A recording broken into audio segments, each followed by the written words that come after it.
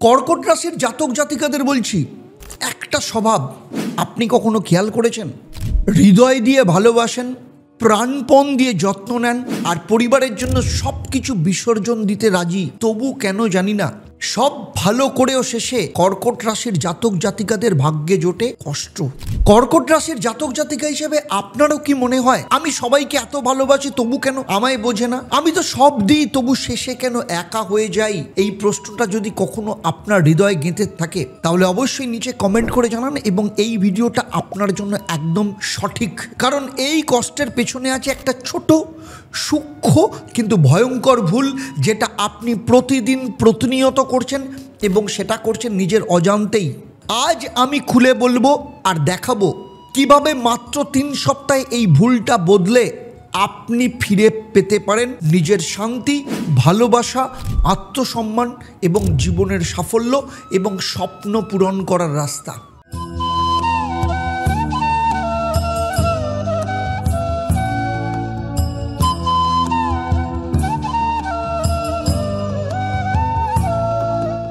নমস্কার, আমি জ্যোতিষগুরু আচার্য দেবদত্ত। দীর্ঘ 27 বছরের প্রফেশনাল এক্সপিরিয়েন্স, এবং শুধু পশ্চিমবঙ্গ বা ভারতবর্ষ নয়, সারা পৃথিবী জুড়ে 1.5 লক্ষের ওপর সন্তুষ্ট ক্লায়েন্ট আছে। সেই বিশ্বাস, সেই ভরসা নিয়ে আমি বলছি, আজকে আমি যে বিষয় নিয়ে আলোচনা করব আপনার জীবন কিন্তু বদলে যেতে চলেছে। আমার যে চ্যানেল অ্যাস্ট্রোনম আচার্য দেবদত্ত এবং ফেসবুক পেজে আপনাকে স্বাগত জানাই। চলুন শুরু করব আপনাদের অর্থাৎ কর্কট রাশির জাতক জাতিকাদের নিয়ে সমস্যাটা কি এবং তার সমাধানের রাস্তাটা কি। প্রথম সমস্যাটা কি জানেন আপনার? সেটা হচ্ছে কর্কট রাশির অধিপতি গ্রহকে চন্দ্র, মাতৃ রাশি, আর এই রাশি হচ্ছে জল তত্ত্বে গঠিত। তাই এরা খুব আবেগপ্রবণ, কোমল হৃদয়ের মানুষ। তাদের কাছে ভালোবাসা মানে রেসপন্সিবিলিটি, দায়িত্ব মানে সুরক্ষা দেওয়া। কিন্তু এখানেই যে ভুলটা লুকিয়ে আছে, নিজের আবেগকে পুরোপুরি অন্যের হাতে তুলে দেওয়া, অর্থাৎ অতিরিক্ত আবেগ প্রবণতা আর ইমোশনাল ডিপেন্ডেন্সি। কর্কট রাশিরা ভাবে যে আমি ওর জন্য সব করব, তাহলে ও তো আমায় ভালোবাসবেই। কিন্তু বাস্তবতা কি বলুন তো, এই অতিরিক্ত জড়িয়ে পড়া ওদের ভেতরের ভারসাম্য নষ্ট করে দেওয়ার ফলাফল আপনি নিজের অনুভূতি, নিজের সীমা ভুলে যান। কারোর ভালোবাসা না পেলে আপনি মানসিকভাবে ভেঙে পড়েন। নিজের জীবন, নিজের কাজ, নিজের সময় সব অন্যের জন্য ব্যয় করে ফেলেন। শেষে বুঝতে পারেন নিজের ভেতরটাই ফাঁকা হয়ে গেছে। আমরা সবাই কিছু না কিছু খুঁজে বেড়াই, শান্তি, ভালোবাসা, কিন্তু যিনি বলেছিলেন জীবে প্রেম করাই ঈশ্বর প্রাপ্তির পথ, সেই ঠাকুর শ্রী শ্রী রামকৃষ্ণ পরমহংসদেবের বাণী আজও আমাদের পথ দেখায়।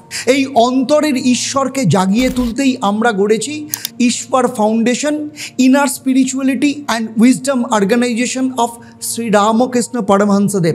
আমাদের স্বপ্ন একটা আশ্রম, এক মন্দির, যেখানে ধর্ম নয় মানবতা হবে একমাত্র পুজো।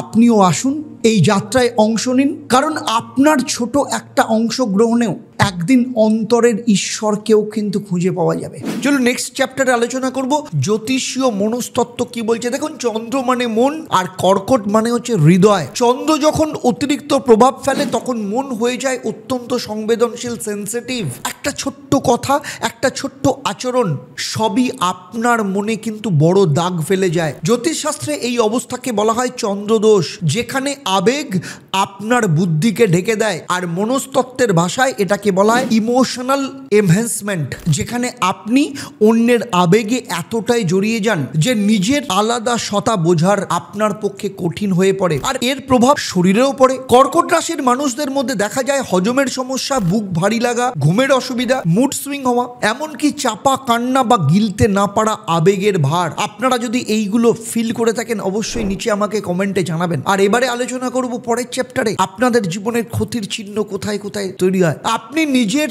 সব কিছু দিয়ে কাউকে ভালোবেসেছেন বা ভালোবাসছেন, কিন্তু যখন ও একটু দূরে গেল মনে হয়েছে যেন মাটি সরে গেল পায়ের নিচে থেকে। পরিবারের জন্য সব কিছু করছেন, কষ্ট করে যাচ্ছেন, রান্না, কাজ, রেসপন্সিবিলিটি সব কিছু করেন, কিন্তু কেউ যখন একটু অবহেলা করে আপনি কোথাও না চুপচাপ কেঁদে ফেলেন, নীরবে চোখের জল ফেলেন। অফিসে কারো একটা রূঢ় কথা শুনে রাতভর ঘুম হয়নি, মনে হয়েছে আমি এমন কি করলাম। এটাই কর্কট রাশির জীবনের সব থেকে বড় যন্ত্রণা, অন্যের আচরণে নিজের মানসিক শান্তি হারানো। চলুন এবারে, এতক্ষণ তো সমস্যার জায়গা বললাম, এবারে এই সমস্যা থেকে বেরোনোর 5টা ধাপ বলবো আপনাদের। প্রথম ধাপ, নিজেকে নিজের মানুষ বানান।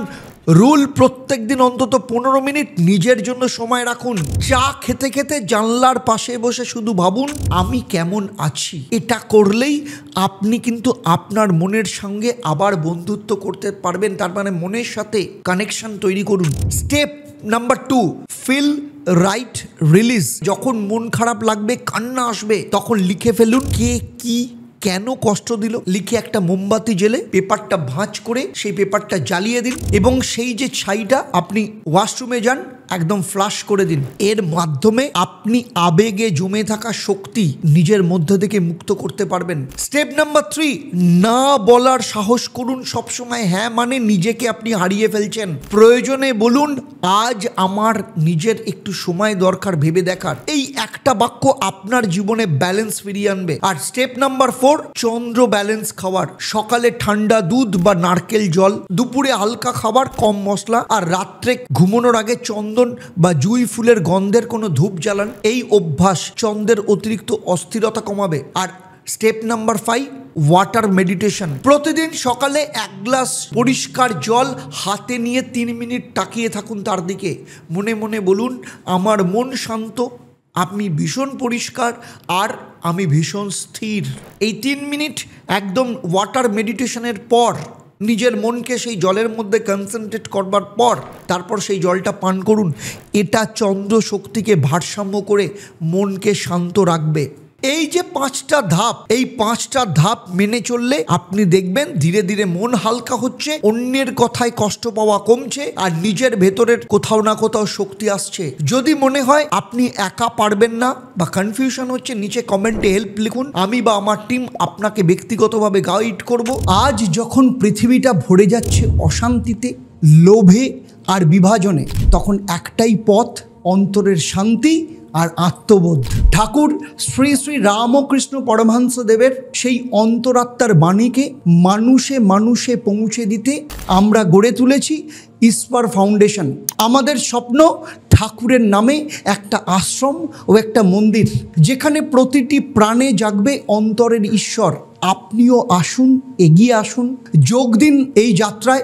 কারণ সত্যিকারের জাগরণ ভেতর থেকে শুরু হয়। কারণ এইরকমই আমি একজন মানুষকে জানতাম শান্তিনিকেতন, বোলপুর শান্তিনিকেতনের নীলা ঘোষ, একজন সিঙ্গল মাদার, ভীষণ স্ট্রাগল করেছেন সন্তানকে মানুষ করার জন্য। পুরো পৃথিবীটাই তার ছেলে আর তার নিজের পরিবারকে ঘিরে, সবাইকে সামলে নিজের কথাই ভুলে গেছিলেন। চিন্তা, কান্না সব জমে গিয়ে একসময় ডিপ্রেশনের মুখে দাঁড়িয়েছিলেন। এত ডিপ্রেশন ওনার লাইফে, অ্যাংজাইটি, ডিপ্রেশন, কাউন্সেলিং করতেন, ওষুধ নিতেন, দীর্ঘ মেডিকেশনের মধ্যে ছিলেন, খুব খারাপ অবস্থা। আমি ওকে এই রাস্তা দিয়ে সাকসেসফুল করিয়েছি। প্রতিদিন 15 মিনিট নিজের জন্য রাখো। আর নীলা শুরু করলেন কি, সেটা হচ্ছে feel right and release practice, আর প্রতিদিন সকালবেলা ওয়াটার মেডিটেশন। 21 দিনের মধ্যে মানসিক অবস্থা অনেক বদলে গেল, ঘুম ঠিক হলো, হাসি ফিরলো, আর সব থেকে বড় কথা সে বলেছিল এখন আমি আবার নিজেকে ভালোবাসতে শিখেছি। কারণ এইটা যদি না হতো, অতিরিক্ত কেয়ারি, তার ছেলের সাথে তার সম্পর্ক খারাপ হয়ে যাচ্ছিল,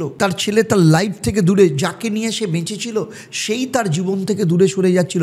তার জন্মছকে অনেকগুলো জায়গার সমস্যা ছিল, সেগুলোকে কারেকশন করে, বাস্তুকে ঠিক করে, সমস্ত কিছু যে যে জায়গাগুলো ঠিক করা সমস্ত করে, এই স্টেপগুলো করার পর আজকে সে অত্যন্ত ভালো আছে। কারণ তার মধ্যে নিজেকে শেষ করার একটা প্রবণতা তৈরি হয়েছিল, কারণ তার পায়ের তলা থেকে মাটি সরে যাচ্ছিল। দেখুন, কর্কট রাশির আসল শক্তি হলো ভালোবাসা আর যত্ন। কিন্তু যখন সেই ভালোবাসা নিজের প্রতি দেওয়া বন্ধ হয়ে যায়, তখন জীবন কষ্টে ভরে ওঠে। তাই পুরো ভিডিও থেকে কি জানলাম?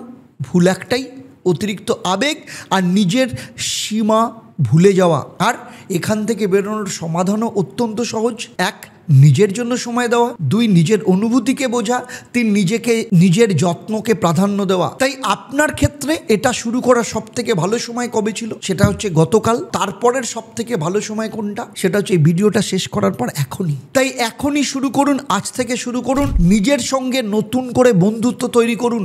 কারণ যেদিন আপনি নিজেকে ভালোবাসবেন, সেদিন দুনিয়া আপনাকে ভালোবাসতে শুরু করবে। চলুন এবারে আলোচনা করব লাভ লাইফ এবং ফ্যামিলি মন্ত্র আপনাদের জন্য কি হবে। দেখুন, অন্যকে আপনি যতটা ভালোবাসেন তার থেকেও বেশি নিজের জন্য সময় রাখুন। এই যে নিজের জন্য সময় রাখা, এই মন্ত্রটা প্রতিদিন সকালে এবং রাত্রিবেলা নিজের সাথে একবার বলুন। এটা আপনাকে মনে করিয়ে দেবে ভালোবাসা মানে শুধু দেওয়া নয়, নিজেকে ভালো রাখাও কিন্তু একটা কর্তব্যের মধ্যে পড়ে। তাই কি করবেন, সোমবার দিন সন্ধেবেলা সাদা ফুল বা এক মুঠো চাল নিয়ে চন্দ্রের দিকে মুখ করে বলুন যে আমার মন চন্দ্রের মতো শান্ত এবং অস্থির যেন না হয়। তারপর সেই ফুল বা চাল নদী বা পুকুরে ভাসিয়ে দিন। এই সহজ উপায় আপনার চন্দ্রগ্রহকে ব্যালেন্স করবে, আবেগকে শান্ত রাখবে, পরিবারের মধ্যে ঝগড়া কমাবে, বোঝাপড়া বাড়াবে এবং আপনার মনকে শান্ত করবে, হালকা করবে। দেখুন, চন্দ্র যেমন আলো ছড়ায় কিন্তু নিজে পড়ে না, তেমনি আপনিও ভালোবাসা দিন কিন্তু নিজের শান্তিটাকে কখনো নিভতে দেবেন না। তাই আজকের ভিডিও যদি আপনার মনে একটু আলো জ্বালায় তাহলে অবশ্যই নিচে কমেন্টে লিখুন আমি নিজেকে এখন থেকে ভালোবাসবো, কারণ এই প্রতিজ্ঞাই আপনার জীবনের নতুন শুরু। তাহলে আজকের মতো বিদায় নিচ্ছি, আবার দেখা হবে পরবর্তী ভিডিওতে সিংহ রাশির জাতক জাতিকাদের নিয়ে। আপনারা আপনাদের পরিবারের সাথে ভালো থাকুন, সুখে থাকুন, শান্তিতে থাকুন এবং নিয়মিত দেখতে থাকুন অ্যাস্ট্রোনমার আচার্য দেবদত্ত এবং লাইভ ফোন ইন অনুষ্ঠান প্রত্যেক শনিবার বিকেলবেলা 5:30 থেকে। নমস্কার।